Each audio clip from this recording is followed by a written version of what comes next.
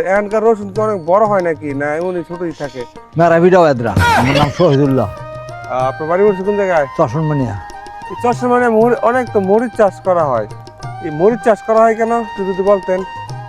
অন্য ফসল চাষ না করে মরিচ করে এটা কি কারণে? বাপ দাদা করে আমলতে করেছে আঙ্গুরদের রিজি। ও তো ধান চাষ করলে কি সমস্যা কি? ধান স্বাভাবিক করে খালি কোনো ও ধানের চেয়ে বেশি লাভ হয় মরিচ চাষ। মরিচ। তো মরিচ চাষে তো অনেক পরিশ্রম করতে হয়, এই যে অনেক নিড়ানি দিতে হয়। কয়টা নিড়ানি দিতে হয়, কয়বার? 5টা।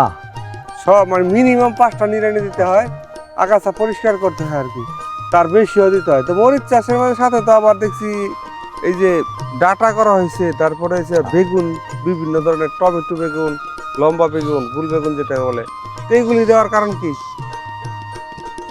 চলে খাওয়া যায় নিজের হাতের জিনিস। আচ্ছা আর এই চশমা মানে মরিচা তো মানে নাম ডাক কারণ কি, মানে এটার কি কারণ? এইটা বাপ দাদার করেছে নাম করাবো। আচ্ছা, তার আগে এই চশমানিয়া অঞ্চলে আপনি আর কি কি চাষ দেখছিলেন? উক করছে এটা বাপ দাদা আমাদের। তো ও কি করতো তখন পরে? তারা বেচছে খাইছে। খার করার লাগে নিজেরা লাগবে, এখন খার সব চিনি হয়ে গেছে গা। আর এইখানে চাষ করা হয়েছে রসুন চাষ করা হয়েছে, আবার পেঁয়াজ তো চাষ করা হয়তো। হ্যাঁ পেঁয়াজ চাষ করা হয়তো না? এখন আর পেঁয়াজ চাষ হয় নাকি না খালি এই নর্মাল ভাবেই? এই যে এখানে চাষ করা হয়েছে রসুন, দেখি রসুন এখানটা এই যে ছোট এখন কুয়ার মতোই আছে। এখানকার রসুন তো অনেক বড় হয় নাকি না এমনই ছোটই থাকে? মেরা ভিডিও এদরা মানে অনেক বড় বড় হয়। বড় বড় হয়। আর এখানে চাষ করা হয়েছে মরিচ খেতে, কখন চাষ করবি আর দেখাচ্ছি আপনাদেরকে। হ্যাঁ, মরিচ চাষ কিন্তু এই অঞ্চলে অত্যন্ত জনপ্রিয়, এবং এই মরিচ চশমানিয়ার মরিচের সুনাম একটাই অনেক। হ্যাঁ, সারা বাংলাদেশে যদি এই দেখেন একটা মরিচ চারা ফুল চলে আসছে, আর আমাদের অনেকগুলো মরিচের চারাই কিন্তু ওরা বেশি অতিরিক্ত থাকে, সেই জন্য এখান থেকে একটা উঠে নিয়েছি। দেখেন এখনো কুয়াশা সেই গাছের মধ্যে বিদ্যমান রয়েছে, আর গাছে ফুল এসেছে। কিছুদিন পরে যদি অর্থে বলা যায় আসবে ফল, তখন বৃদ্ধি পাবে কৃষকের মনোবল। আর কাঁচা অবস্থায় 50 থেকে 100 টাকায় বিক্রি করা যায় লাল মরিচ, আর শুকনো মরিচ 200 থেকে 400 টাকা মূল্যে বিক্রি করা হয়। এই চর অঞ্চল থেকে সরাসরি মরিচ কিনে নিতে পারবেন। যারা মরিচ কিনতে চান সেই ক্ষেত্রে চর অঞ্চলের সরাসরি কৃষকের সাথে এসে মরিচ দেখেও নিতে চান। আসেন সামনের দিকে যাই, আরো কিছু দৃশ্য দেখায়।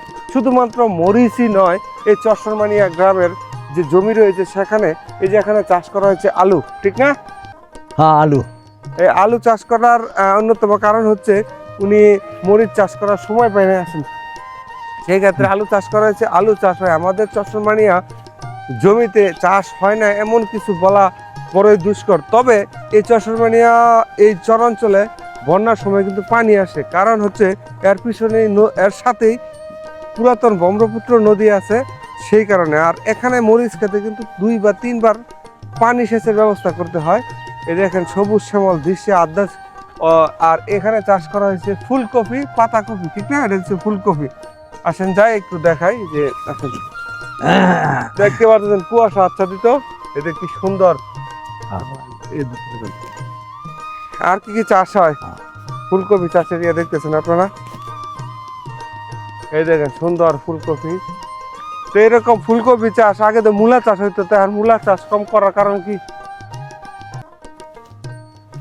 মূলা এই সব জমিতে আগে মূলা চাষ করছেন একটা সময়? হ্যাঁ করছে, অনেক করেন, অনেক করে না, কারণ হচ্ছে মূলা অনেক কবি করছে। হ্যাঁ, যেটা আসলে কৃষকের হয় পর্তা, সেইখানে তারা করে কাজ। আর এই যে ওই যে ডাটা দেখেন, আমাদের 1 ঘন্টা ক্ষেতের মরিচ চাষের সাথে সাথে যে ডাটা চাষ করা হয়, আসলে একটু সামনে যাই, সে ডাটা প্রায় 1000 টাকা বিক্রি করা হয়। শুধু বিক্রি নয়, সাথে আপনার যে পরিবারের যেই পুষ্টির মানে সবজির চাহিদা সেটা পূরণ করা হয়।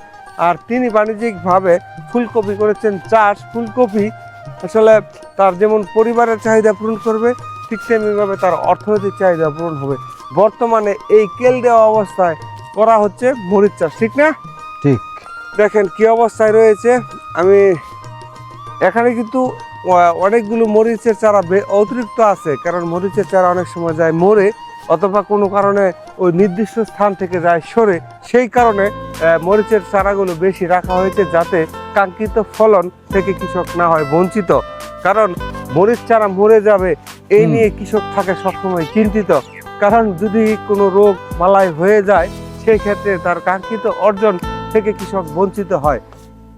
বর্তমানে এই কেল প্রকৃতিতে মরিচ চাষ করা হয়, আপনারা দেখতে পারতেছেন।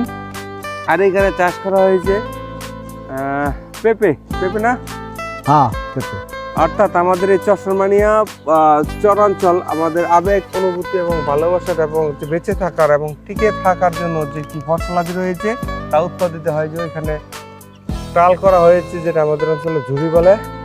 চরমানিয়া গ্রামের প্রায় 5 কিলোমিটার লম্বা, 6,000-এর মতো মানুষ বসবাস করে। অধিকাংশ মানুষই কৃষির উপর নির্ভরশীল, তারপর রয়েছে প্রবাসী, তারপর হচ্ছে বিভিন্ন সরকারি এবং বেসরকারি কর্মে নিয়োজিত। এই ছিল সর্বশেষ তথ্য আমার কাছে জানা মতে। তো সবাই ভালো থাকবেন। শামীম ব্যাপারী, এই চরমানিয়া মরিচ চাষের স্থান থেকে। ভালো লাগলে লাইক, কমেন্ট, শেয়ার আশা করি।